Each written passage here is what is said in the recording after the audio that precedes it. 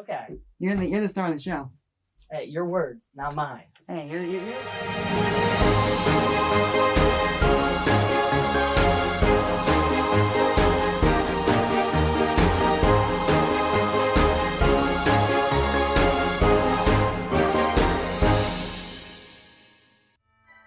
Merry Christmas and Happy Holidays to one and all. Welcome to episode 6 of the Small Tales Podcast. I am your host, Thomas Maynard. Today, you can see our set is a little bit different. We are not at ETV today. We are here for the next 2 episodes, temporarily, at 88.7 WNHU, the radio station for the University of New Haven, which brings me to today's guest. Today's guest will be JJ Dionisio, the 2024-2025 station manager for 88.7 WNHU, the student-run radio station for the University of New Haven. Let's welcome him to the show. Welcome to the podcast, JJ. It's a pleasure to have you. Thank you so much for having me. Thank you. Would you like to introduce yourself to the audience course. at home? Yeah. Hi, I'm JJ Dionisio. I'm a senior music and sound recording major with a minor in communications at the University of New Haven, and I am the station manager of 88.7 WNHU for the 2024-2025 school year. Does that about cover it? That about covers it, yeah. Great.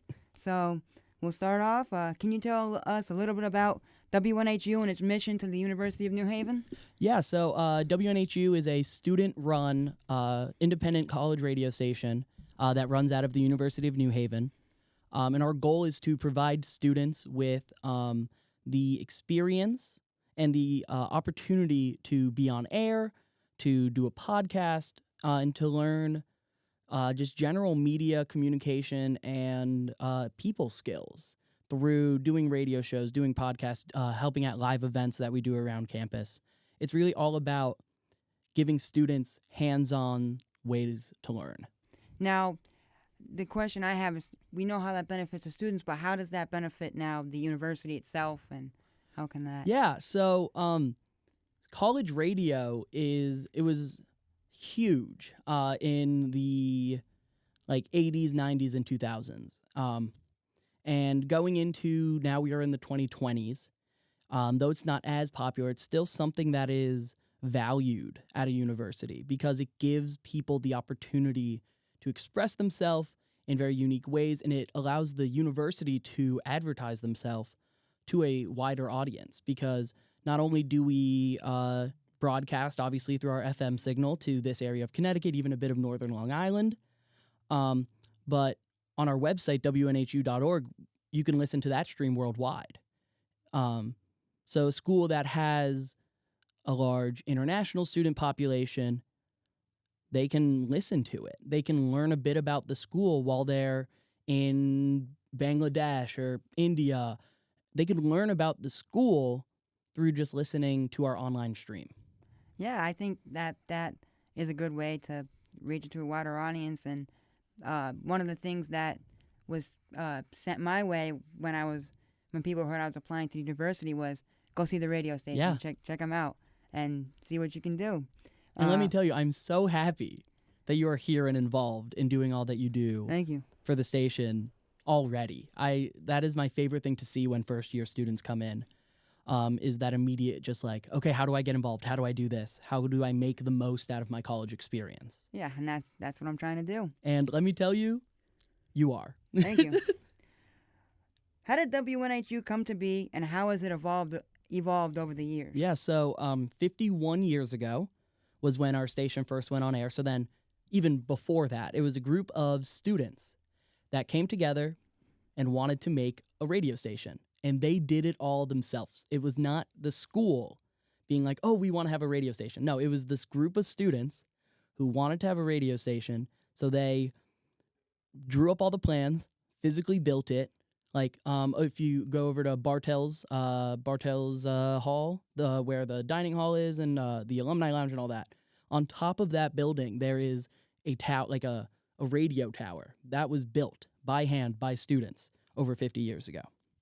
So they came together, recognized they wanted to do that, got all the licenses sorted, and they brought it to the school and they said, hi, this is all the work we've done. We're going to do this. Hope you're okay with it. and they did it. And here we are over 50 years later, still on the air, 88.7. It's so special. What genres or types of shows can listeners expect to hear on WNHU? I don't say this lightly. Literally anything. College radio is all about the diversity in students, whether that be where we're from, ethnically, sexual orientation, social views. College radio represents that musically. We all listen to different things. For you, you have your show, Classic Right, Fusion. yeah. You play classic rock. I love it because classic rock is so amazing, so amazing. And then we have Vibras, which is also on Fridays. They do Latin American music, or Latin and Latin American music. And then we have my show, The Kitchen Sink, on Thursdays, which is, you never know what you're going to get. It's different every week.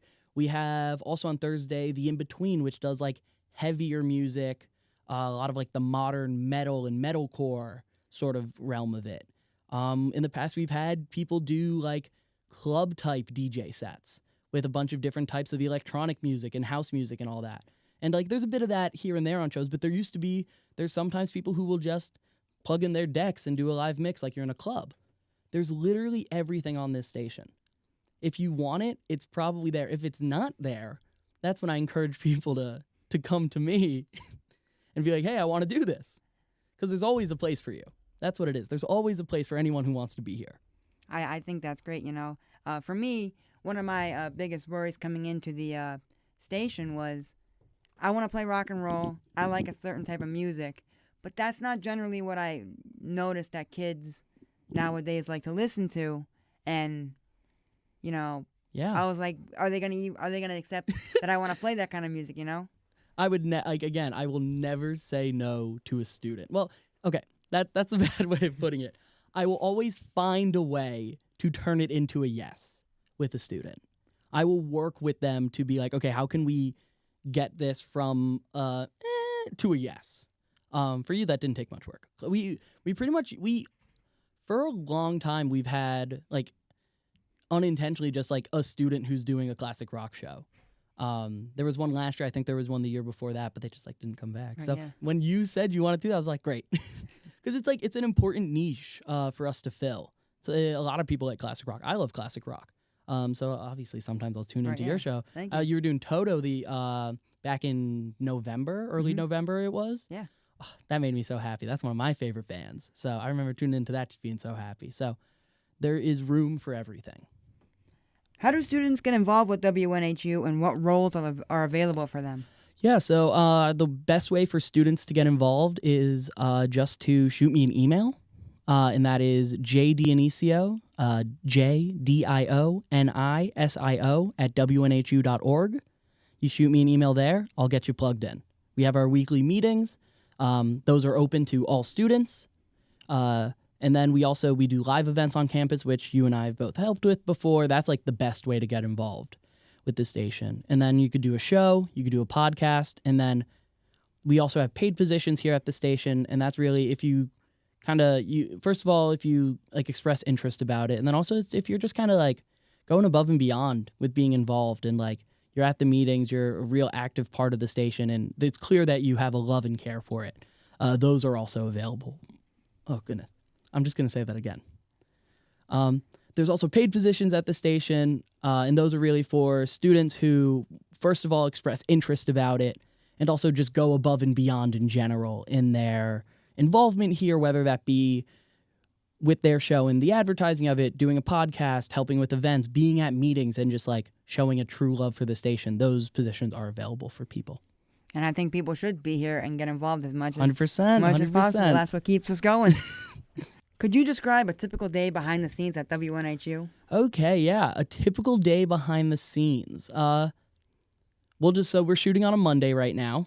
So Monday is what we have as Alumni Mondays, or Alum Days, as we say sometimes, where we have a block from 1 p.m. to 11 p.m. of all alumni hosts.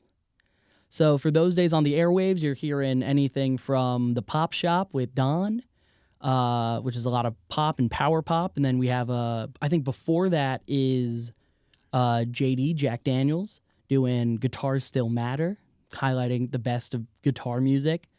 And then throughout the day, we also have Pete Soter, who does metal, I think, and then there's Wayne and Damon. They're kind of all over the place as well. So that's like what it sounds like on the airwaves. What it looks like is you'll walk in, there'll probably be someone recording in the podcast room. Bruce will be in his office with the door open, just waiting for people to come in to talk to them. I'll probably be in the basement, down in like our student meeting area, just doing whatever, whether it be like figuring out buying shirts for the station or planning our next big event or sending out emails to hosts, air checking shows. It's a lot of just us all here. And just like, we love it when people come in because then it makes my day a bit better because I'm just like behind my computer just sending emails and checking shows. Or like, yeah, I don't know. It's interesting what a day is because it could be different. It could be, oh no, the automation software isn't playing the sweepers, and now we're not getting our legal IDs at the top of the hour, and like freaking out and then running to the station and going on like the big engineering computer and trying to figure out where things went wrong. Or it could just be like someone emailing me like, hey, so I can't find a pair of headphones. Then I'll just run over and like grab an extra pair of headphones for them. So it could be very calm or very chaotic, and it really depends on the day.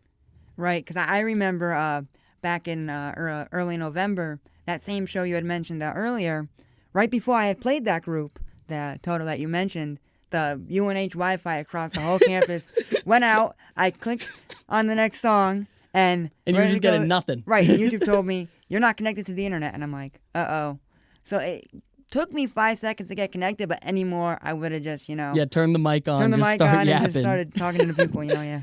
It is interesting. Like with a live radio show, you have to just be so good on your feet because you never know what's going to happen. You could prepare for every single thing, and then life will throw another curveball at you, and you'll just have to think on your toes and figure out how to solve this problem. Right, yeah. What skills do students gain by working at WNHU, and how does it prepare them for careers in media? Yeah, I'll talk about this within the context of our paid positions, because that's what I've been doing for the past few years. For me, it's helped a lot just with my general like management and organization skills. When I first started here, a lot of what I was doing was setting up meetings with every single alumni, like current student host. So that was alumni hosts and community hosts. And like me being at the time I was like 19, sending emails to these grown adults, being like, hey, like we need to have a meeting, and just like tracking them down and being on top of those emails. And then also during those meetings I had with them, yes, I am in their eyes a kid, even though, I was an adult, I was 19, but I was a kid. I was basically a kid.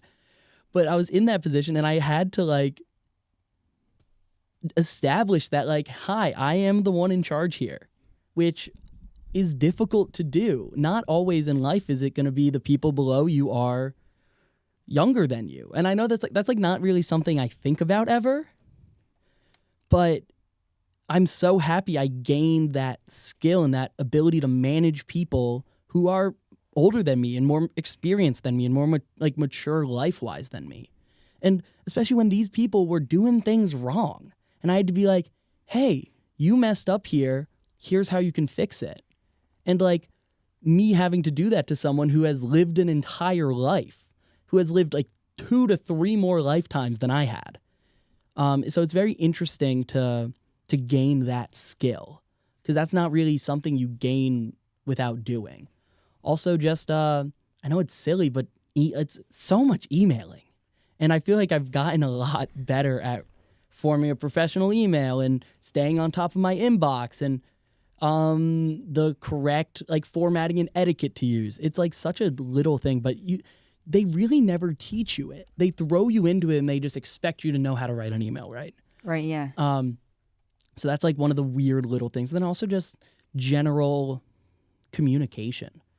I know that's such a broad term, but you're talking on air, you're talking on a podcast like this, you're emailing with people to communicate what needs to get done, you're leading the meetings every week, you're delegating the tasks to your other paid team so that they can then do their job.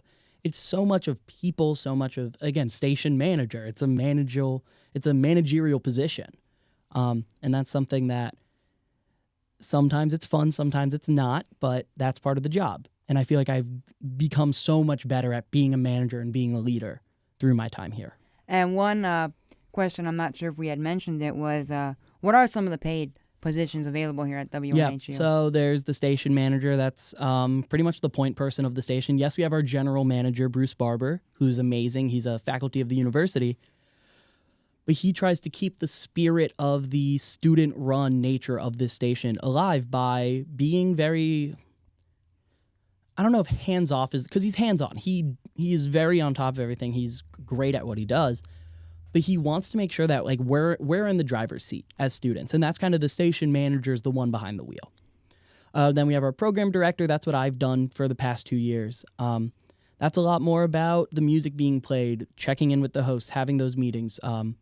We don't currently have a program director, which is why I've been training everyone. But typically they would be training the new on-air hosts and doing that onboarding process with them.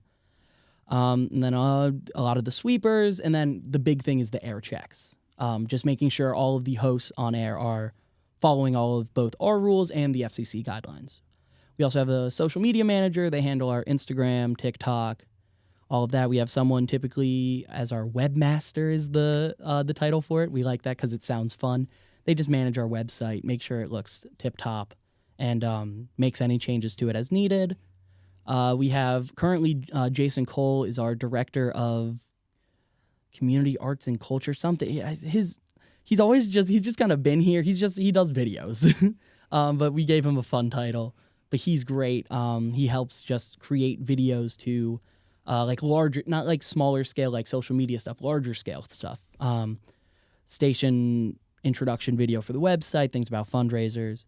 And in the past, we've had like a business manager, which is great, having someone who's like typically a business major who can help with more of that nitty-gritty side of it, because I'm not good at the business stuff. Me neither. There's a reason I'm a music communications person. I work with people, I work with audio, I work with video, more of the creative side of everything, not the nitty-gritty of the business. I'm like, that's not me. But I'm trying to think. I think that is about it. But the great thing is, and then music director. How could I forget? They run music committee meetings every week, which helps decide the music that we put into our automation software.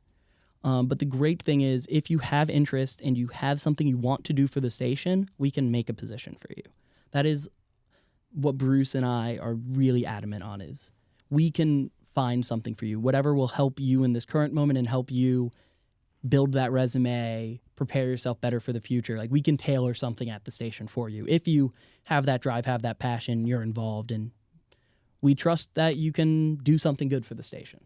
I think that all makes sense. I mean, I personally think that all students should be at least encouraged to, at one point in their career, even if it's for a semester or for a year, to have a radio show of some kind. Yeah, a radio show, a podcast, right, something where it's forcing you to talk for an extended period of time, and not just talk, but like talk to something, if that makes sense. Not just like chatting with your friends, like sitting down and intentional speaking, which is what I see like podcasts as. Right, yeah. And in my experience, I'm taking right now a communications class that's just basic general communications, writing emails, resumes, and things like that. And I think, personally, one of the, I guess, requirements should be, because it's open to all students. Come do here, a podcast. You have to. You should do it, like, you should start a podcast on some topic. And that personally, to me, I'm not one to get up in front of the class I had to and give a long, big TED Talk type speech.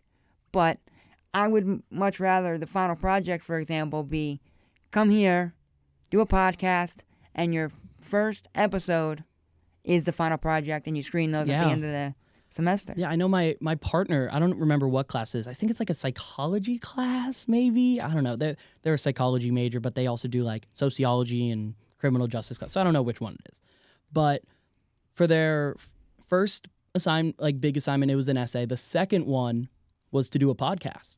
And then from there on, the professor is giving them the choice to either write an essay or do a podcast for each of these assignments. And I think that's a great way to do it, because there's some people, like my partner, who much prefers writing. They're amazing at it. They work at the writing center. I don't know how they do it. They look at a blank page and they turn it into magic. I can't do that. I can do this. I can talk. Exactly. I can formulate thoughts and have a conversation with someone and make sure it doesn't die and that it continues. So I love podcasts for that reason. So I would then, if I was in that class, take advantage of the latter option and just do every assignment as a podcast. Oh, yeah, exactly. Me too. And I think that is like such an amazing choice to give a student. It makes learning a lot more accessible as well. Because for someone like me, I'll struggle in a class if all I have to do is write a paper. Because just for me, who I am, how I learn, how my brain works, I don't do well at that. So it's a great way to just include as many students as you can to do amazing in a class. And I mean, not feel like they're holding themselves back. And I mean, for me personally, I kind of, since I've been getting into film and doing podcasts, I've been treating my writing assignments like a podcast. Yeah. Like, for example, in my English class, I had to write a huge long, we took the whole semester to write a paper. Every assignment was leading towards a big Yep, was just paper. a little bit of the big paper, yep. And when I was writing it, I kept thinking in my head, if this was a podcast, how would I say it? And then I would revise the sentences from there to make sense of the written thing. So yeah, it's truly such a special resource here. And that's something Bruce and I have been talking about. Like, how can we, before students even come to this school, how can we advertise WNHU and show them how good of a resource it is? And we're trying to work with admissions to get at more events. Does WNHU collaborate with any other student organizations or local radio stations? So it's really just a lot of stuff on campus. Clubs can recognize student, like RSOs, recognize student organizations, or clubs can reach out to us to play music for their event. It's completely free for them, which is the best part about it. They don't have to go through hiring a DJ. And for us, we do it for free because it's just amazing exposure for the station. Because we'll be out in the quad or at like a big event for a club, and they could just literally fill out a form on our website and then get help to play music at an event. That's the biggest thing we do in terms of collaborating with other organizations. What are some of the upcoming events, shows, or projects that listeners should look forward to? Yeah, so when this airs for the holiday special, it'll be right at the end of our fall semester. So in our fall semester, we had a 24-hour radio marathon for homecoming. We did a live radio broadcast from outdoors on campus, just straight to the on-air 88.7 FM frequency, which was like really cool. But next semester, who knows? It'll probably be, we might do another 24-hour. We might do some themed radio days where we have all the shows follow a similar theme. That might be fun. We might be doing some fundraisers around campus, but it's really all up in the air right now.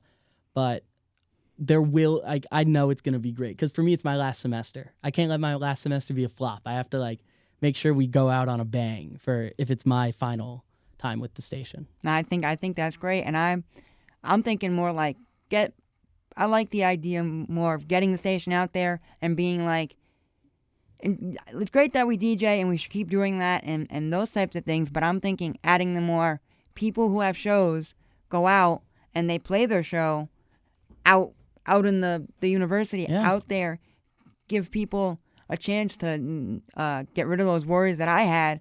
Will they like the music that I play when they notice we play everything out there? Yeah, definitely, yeah. We can look into doing those. Yeah. For those interested in learning more or tuning in, how can people contact you or find more information about WNHU? Yeah, so for anything WNHU related, you could go to our website. That is WNHU.org. And to reach me personally, you can send it to my station email address, which is jdionisio@WNHU.org. That is jdionisio@WNHU.org. Thank you for being here. It was a pleasure to have you. Thank you so much for having me. It's been such a pleasure to get to talk to you and also just to get to know you over this semester. It stinks that I only have one semester left after this, but I can just tell you're going to do great things, both for this station, for this school, for New Haven Communications, and for everything in life. Thank you so much. Thank you for watching episode 6 of the Small Tales Podcast. If you'd like to get your business on the podcast, please email us. Make sure to leave a like on this video and subscribe to New Haven Communications. Special thanks to 88.7 WNHU and the University of New Haven for letting us temporarily use their studio space. We'll see you next time on the Small Tales Podcast. Have a Merry Christmas and a Happy New Year. We'll catch you next year.